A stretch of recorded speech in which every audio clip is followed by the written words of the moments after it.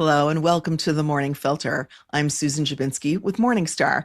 Every Monday morning, I talk with Morningstar Research Services Chief U.S. Market Strategist Dave Sekera about what investors should have on their radars, some new Morningstar research, and a few stock picks or pans for the week ahead. Well, good morning, Dave.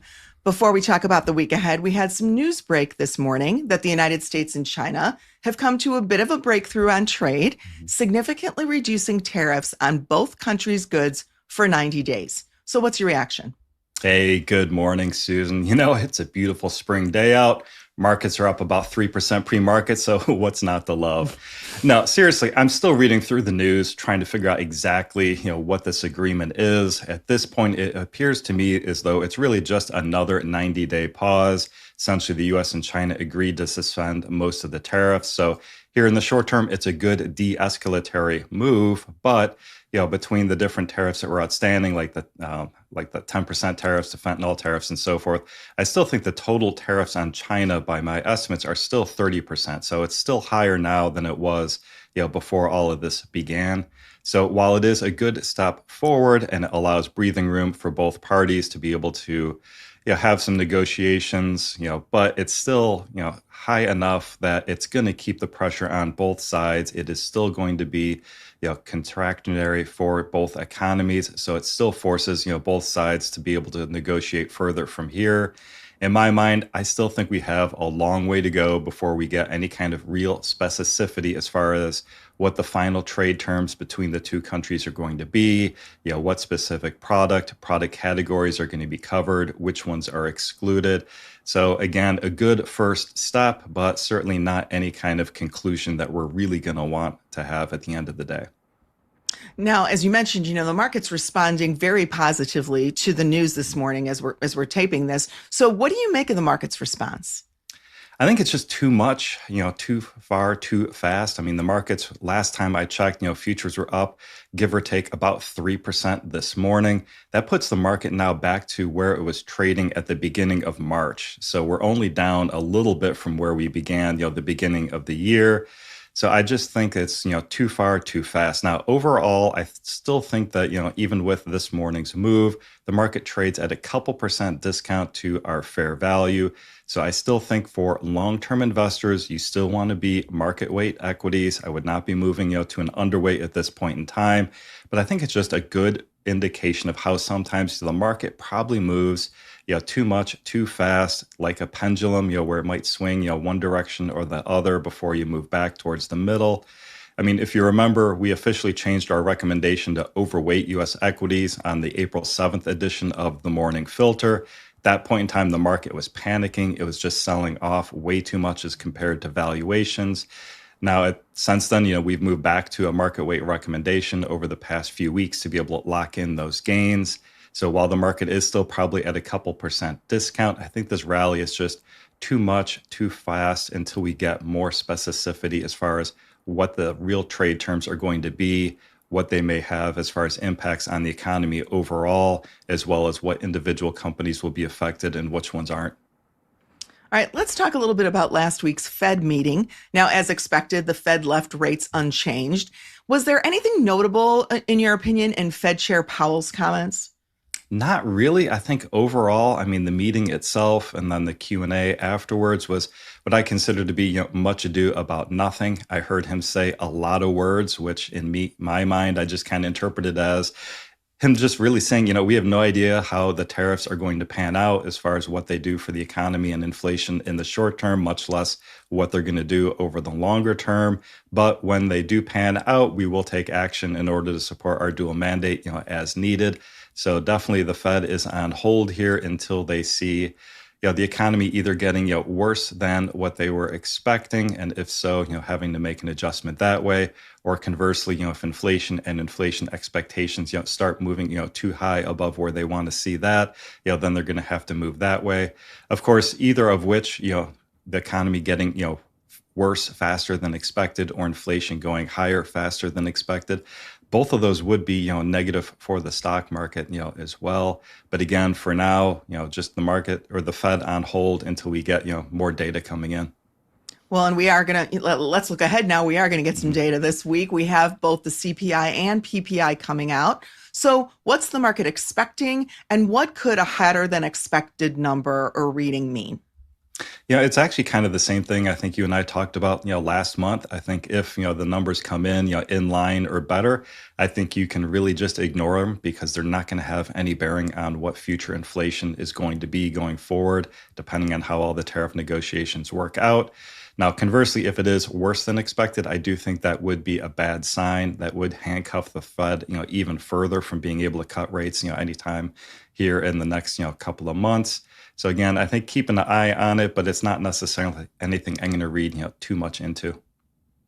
All right. Well, are there any companies reporting this week that you're interested in hearing from? To be honest, really, the only one I'm really going to be listening to for is going to be with Walmart. Now, as you remember, that is a stock that we think is significantly overvalued. It's a one-star rated stock, trades at over a 50% premium to our fair value. I think it trades at about like 36 times, forward earnings. So a very expensive stock. Great company, wide economic moat, had very good, numbers the past couple of quarters.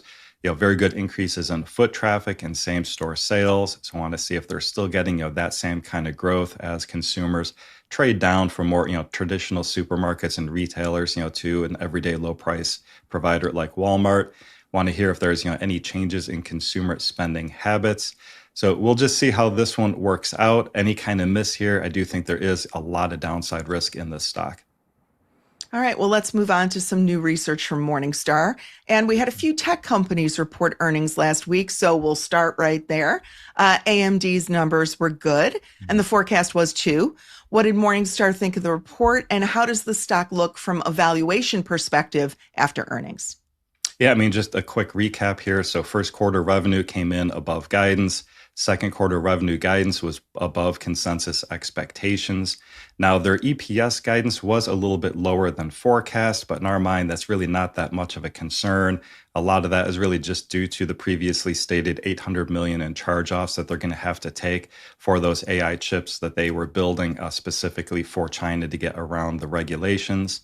Now, in the short term to medium term, we still think AMD is poised to take market share away from Intel, both in PCs and servers. So that'll be a good tailwind for them here in the short term. Longer term, we still think AMD will ultimately be the number two player in AI GPUs behind NVIDIA. Still a couple years out, but as that occurs, again, another longer term tailwind for the company. Overall, we maintain our $120 per share fair value estimate. The stock has risen off of its early April lows. So at this point, it's now back into three-star territory after bottoming out in four-star territory. All right, now ARM's stock was down after the company reported decent earnings but issued weaker than expected guidance. Morningstar held its fair value on the stock. So, what did Morningstar think of the report? Generally, I think the report really kind of supports our investment thesis that we think this stock is significantly overvalued. We think the market is just pricing in too much earnings growth for too long.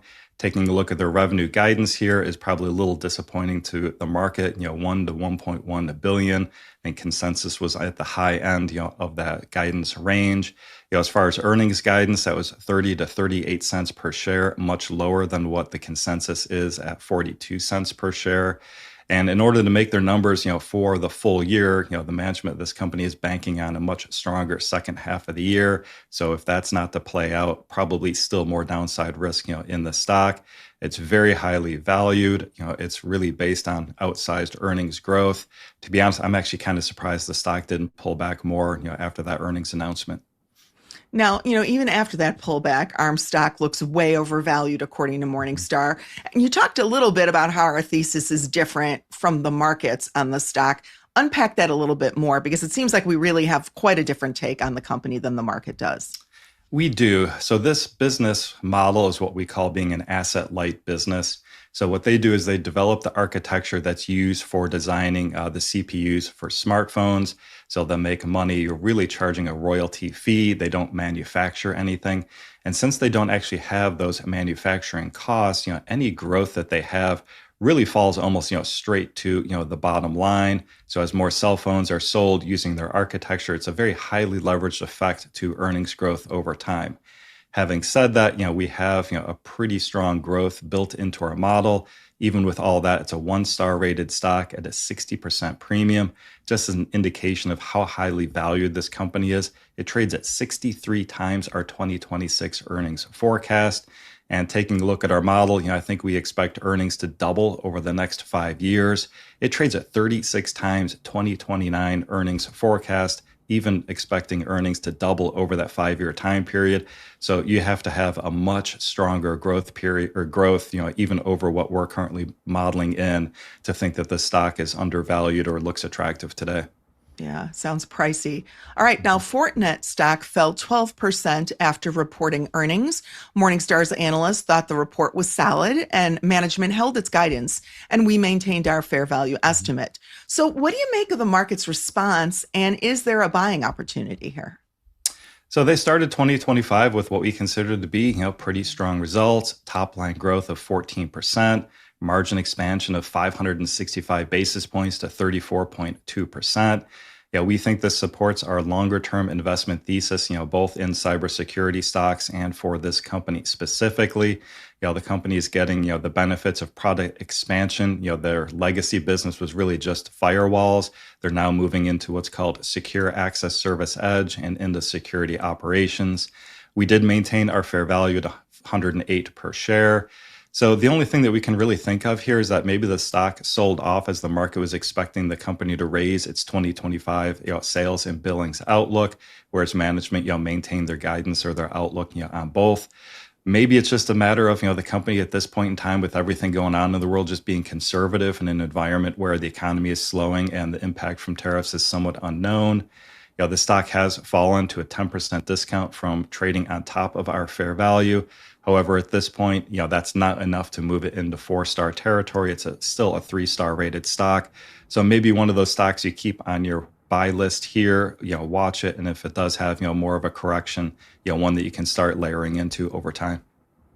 All right. Well, let's talk about some companies outside of tech that reported last week. Clorox reported a sales decline for the quarter. What did we think of the report? I think we were actually kind of disappointed in the top line. They had a 2% decline in organic sales. It's just a combination of lower prices and an unfavorable, mix shift. Having said that, the margin expansion we thought was encouraging. The gross margin expanded 240 basis points to 44.6%. That was based on a combination of some cost savings that are working their way through the system, as well as some divestitures of some lower margin businesses. And the other aspect that our analysts highlighted here is that they did hold ground as far as their market share numbers. So we're not seeing a shift to private label. So overall, no change in our longer term thesis. Taking a quick look at our model, over the weekend, we're forecasting only 3.3% top line growth, combination of a little bit of pricing and a little bit of volume. So nothing very aggressive there. We do forecast the operating margin to gradually return to pre-pandemic averages, over the next couple of years, getting up to about 18% on average. So it's just a matter of, the combination of, moderate top line growth with slow to steady margin normalization, gets Clorox back on track to about 8% earnings growth rate over time. Now, management suggested that increased tariffs will add $100 million to costs over a 1-year period. So given that, is there any change to our fair value estimate for Clorox stock? And is Clorox a buy today? Yeah, we still think it's a buy today. It trades at a 24% discount to our fair value. It's a 4-star rated stock, pretty attractive dividend yield at 3.5%. In our mind, it's a wide economic moat type company. So it has, those long-term durable competitive advantages that we look for. And the stock is only rated with a medium uncertainty. So while it might have been a little disappointing, this quarter for longer term investors, we still think this is a pretty attractive opportunity for a very high quality branded business. All right. Well, Novo Nordisk's first quarter results were a little below expectations, due largely to disappointing sales of obesity drug Wegovy. So what did Morningstar think? Any change to the fair value estimate on the stock? Yeah, as you mentioned, the first quarter growth was below our expectations. And specifically, that was due to what they called, disappointing sales of Wegovy in face of unbranded competition. Now, looking forward, we expect that competition, coming from those, generic competitive products, It should decline. That grace period for compounding ends May 22nd. So the company is looking to reaccelerate sales by improving its products, later this year for self-payments, as well as for insurance companies. They recently announced a new deal with CVS to be the national formulary for GLP-1 drugs. So the expectation is that, the disappointing results in the first quarter will be balanced by higher than anticipated growth in the second half of the year. And then the other part with this story too is that we think the next catalyst in the GLP drugs is going to be a launch of an oral version as opposed to the injectable. We expect that could occur here in 2026. And we think Novo has, a pretty solid position for being, one of the first movers there. Overall, no change to our fair value, $89 a share. All right. Now, Novo's stock looks pretty undervalued today. Is it time to buy, Dave?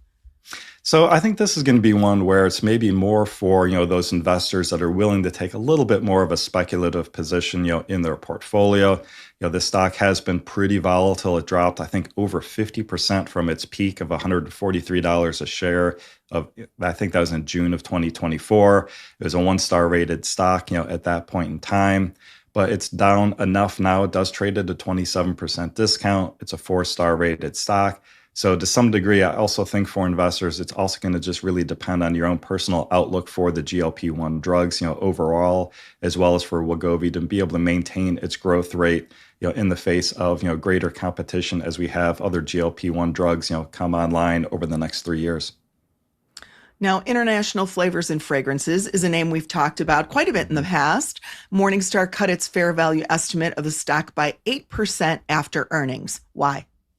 So, well, I did reach out to Seth Goldstein. He's the analyst that covers IFF, just to talk to him about a couple of things. First, I just didn't know if there was concern, in the marketplace that new restrictions on artificial food colorings, might impact this company, very negatively. And Seth was able to confirm to me that the company only sells a pretty small amount of food coloring and that what they do sell is all natural. So really shouldn't be any effect, on the company. And if anything, it could actually be a slight positive. They might see some sales pick up there. But overall, we did cut our estimates, for the company in two of the different divisions for Sense, as well as their health and biosciences segments. In Seth's minds, those two areas are much more correlated to consumer discretionary spending. And with our view that the rate of economic growth is going to contract, well, I'm sorry, not contract, but decline, sequentially for the next couple of quarters. He just wanted to make sure he took that into consideration with our fair value. So is International Flavors stock still attractive? It is. It's a four-star rated stock at a 33% discount. It's only a 2.2% dividend yield. Personally, I'd like to see a little bit higher here, but in this case, there's probably enough margin of safety to make it worthwhile. It's a company we rate with a wide economic moat. Just have to note here that we do rate the stock with a high uncertainty, really because it's in that basic material sector. Now, in company news that wasn't earnings related last week, Alphabet stock took a tumble after an Apple executive said that Apple is exploring adding AI search to its browser in place of its current default, which is Alphabet's Google. So why did that move Alphabet stock, Dave? To some degree, I just think it brings back the question that's really plagued Google, specifically as far as when AI really came to the market's attention. Back then, there was a lot of questioning whether or not AI would end up being a substitute for Google's search engine. And it also just raises, more questions as to what ultimately will happen with the Department of Justice antitrust lawsuit. So Apple Safari, I guess, it represents about 20% market share of the global mobile browser market. And Safari's, default placement as the Google search, Safari's default placement of Google search has really been at the center of the DOJ's, antitrust lawsuit. So I think to some degree, the market is still waiting to see, how that DOJ antitrust suit is going to shake out and what the implications might be for Google's search business. So, what did Morningstar, think of this news? Is Alphabet still attractive? Any fair value change? Yeah, in the short term, we think Apple's pretty unlikely to end its revenue sharing agreement with Google. And we think that over time, as searches migrate over more towards, AI search bots over time, our analyst continues to think that, Google will be able to hold on to, a high percentage of what he considers to be those monetizable type of queries, especially in light of Google's rollout of AI overviews, which has been doing very well and increasing, engagement and ad spending. So at this point, no change to our fair value, 5-star rated stock at a 35% discount. All right, well, let's move away from specific companies and talk about your new stock market outlook. The Morning Filter audience can find a link to your outlook article in the show notes. Now, Dave, in your outlook, you say that we're currently in the eye of the hurricane. What do you mean by that? Yeah, and it's a tough day to be talking about being in the eye of the hurricane with all the news and the market trading up as much as it is this morning. But yeah, I just take a bigger step back and really think about the market action, thus far this year. Yeah, I think the storm clouds, really kind of began on the horizon in January and February. We had the bear market in all of those AI stocks that we thought were, overvalued and overextended. But then the hurricane landfall really hit when Trump announced the Liberation Day tariffs on April 2nd. Stocks fell all the way into a bear market territory. The Morningstar US Market Index was down 20% from its highs.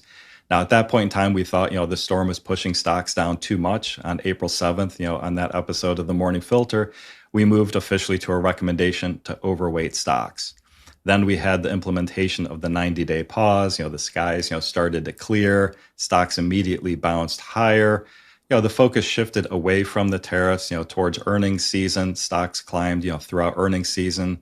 And, earnings were what I consider to be, relatively benign, this past year. Now, we do have the news out this morning. I would say it's good, productive talks, but, it's still one of those things where we don't know exactly what these, tariffs are going to be at the end of the day. While we have this 90-day pause, and that gives, the both sides really the breathing room to be able to have these negotiations. My guess would be that these are going to be very difficult negotiations. There's going to have to be a lot of give and take. So we'll see how, these really kind of play out over the next couple of months, with the market getting back pretty close, to fair value. Doesn't really give you a lot of margin of safety. So if these talks, do break down, or there are negative headlines out there, I wouldn't be surprised, to see the markets, sell off once again. And of course, if we do have, that second half of the hurricane coming through, and we do see a market sell off, depending on, how much of a sell off that is, I do think that could be another opportunity to move back to an overweight. But for now, I would stay in that market weight position for long-term investors. All right. So just to reiterate, no underweighting, no overweighting. Really, right now, it's still a market weight, right? Exactly. And at this point, I think it's really all about positioning. Well, then let's get a little bit to the stock allocations. How would you suggest that investors be positioning that stock sleeve today? We still like value stocks. That would still be a part of the market that we would overweight. Barring today's move, as of end of last week, value stocks overall were trading at a 16% discount. Very attractive valuations in our mind. And also an area of the market that if we do have, another sell-off, if we have some negative, tariff headlines, those will hold up better to the downside than growth stocks. So to pay for that overweight, I think you need to be underweight growth stocks. Those were trading at a 5% premium last week. I suspect those are going to be an even higher premium, after this morning's move. But they are overvalued. And I also think that if we do have another market sell-off, those would be the ones that would sell off faster to the downside. Taking a look by capitalization, still overweight small cap stocks. Those are significantly undervalued. It might be a bit of time before they really start to work. I think that's probably not until the second half of the year, once we can really start seeing that the U.S. economy is in a position that, this rate of slowing probably slows, and that we see, better skies ahead for the U.S. economy expanding in 2026. So once those small cap stocks, see that, they will move, relatively quickly to the upside, but, they might be a little bit of laggards, for now. But overall, still, I think, watch what's going on in the markets. If we do have some downside volatility, that will be opportunities to add exposure to the downside, and then be in position to be able to profit to the upside as you move back to a market weight position. Now, in your outlook, you say, and you mentioned this in our conversation just now, that the market, may be in for a summer swoon, which makes sense if we are, in fact, in the eye of the hurricane. So what can investors do to prepare for that scenario? Well, first of all, I think you just need to review your allocations in light of kind of what your targets are, just to see where you are now compared to what those targets are, and maybe have to move, a little bit, here and there, get back to kind of those targeted allocations, just because there have been, such large dislocations, in the market over the past couple months. And I think you also just need to make sure that, you personally, based on what your allocations are comfortable that if we were to have, another 10%, correction, that not only will you be able to, sleep at night, if we have that correction, but also have the ability to, move back into, overweight positions if we do have, kind of that market sell off. As far as positioning, I still think, looking for those companies, they're high quality, long-term durable competitive advantages, those that we identify as narrow or wide economic moats would be, the best place to be. Again, they would outperform, to the downside, and then be able to benefit, to the upside as valuations, continue to improve. And I also think just keep that buy list ready for those stocks that have been, dragged down by the overall market, and then be able to be in position to be able to add to those positions, if they do hit your price targets to the downside. All right. Well, it's time for our audience question of the week. Excuse me. Longtime listener Danny. And Danny, thank you for being a longtime listener. Yeah. He has some questions about Becton Dickinson. So Danny asks, if BDX is suffering from weaker sales growth than expected, then why is Morningstar's fair value estimate unchanged at $325?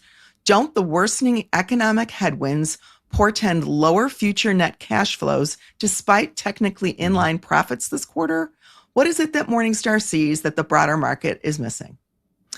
Well, and overall, I think, Danny is correct that the company did report, weaker performance in its life sciences and diagnostic segments. A lot of that was just due to, budget cuts at the NIH, here in the short term. We also suspect that they'll probably see, some soft spending, coming out of, other government agencies and, from the educational systems as well. And it also looks like a little bit slower business than what was expected, in China in the short term. And just, anecdotally, I've heard on, multiple different conference calls, this past quarter that business in China has been slower than expectations. So maybe I'm kind of wondering if, the economy in China is a lot slower than what's being officially reported, but, that's a discussion for another day.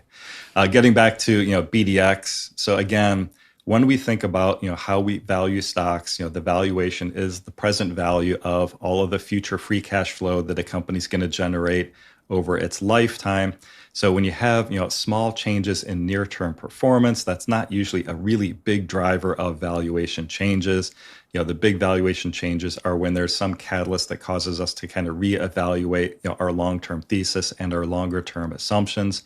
In this case, our long-term investment thesis is that we still expect that the company will return back towards, normalized growth and earnings and margins, over time. It's just to some degree, it's still kind of bumpy, getting there to some degree. The company is still normalizing, after the pandemic. Took a look at the model here. The company had 19% revenue growth in 2021. Just a big, giant, huge pull forward as people were positioning, their medical supplies for the beginning of the pandemic. And then we had a 1.6% decline in 2022, only low single-digit percentage growth, in 2023 and 2024. And, kind of that deleveraging, caused the net income margin, to decline. It bottomed at 7.7% in 2023.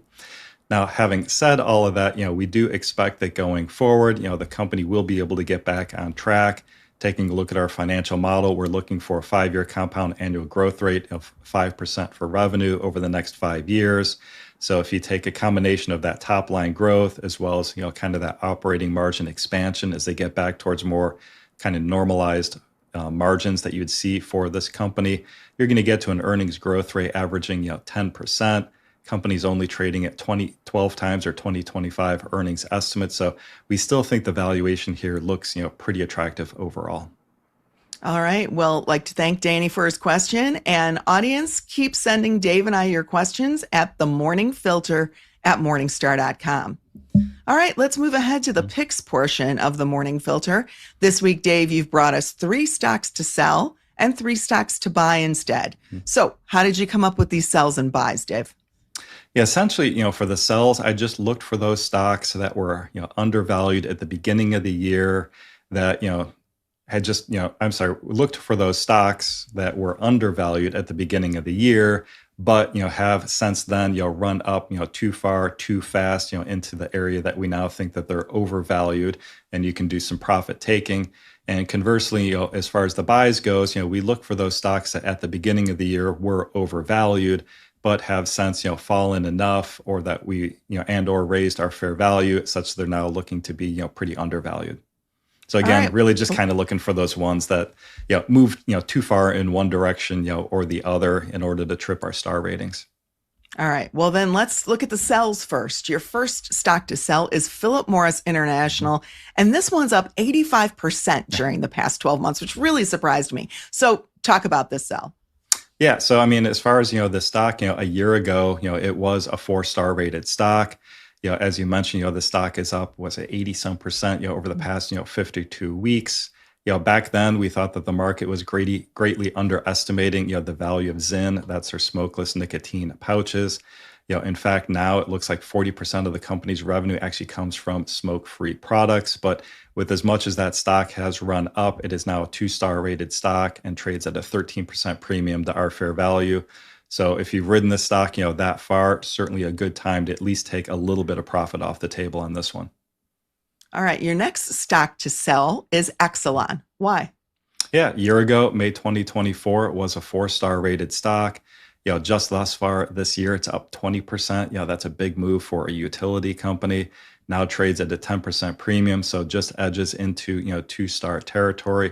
And I think this is actually emblematic of, most utility stocks that, while a couple of years ago we thought that they were, very undervalued, once they became kind of that second derivative play on artificial intelligence, most of the utilities now have just moved up, too far, too fast. The market is just pricing in, too much additional growth for electricity demand from AI.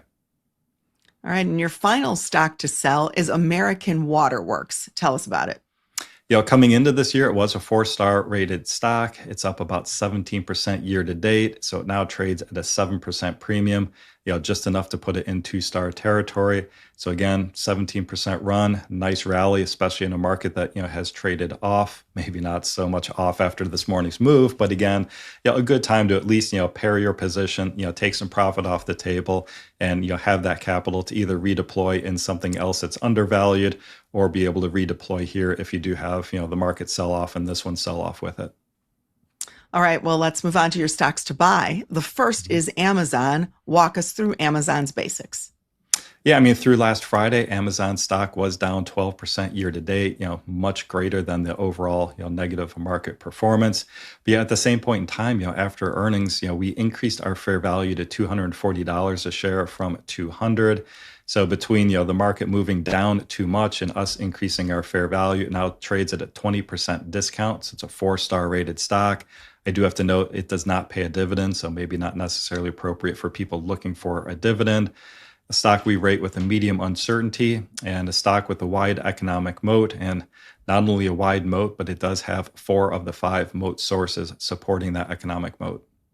Now, you mentioned Amazon stock is, I think you said 20% undervalued, which is, pretty sizable. Yeah. So how does Morningstar's thesis for Amazon differ from that of the market? I think there's a couple of different things that the market is, probably overly concerned about here, in the short term.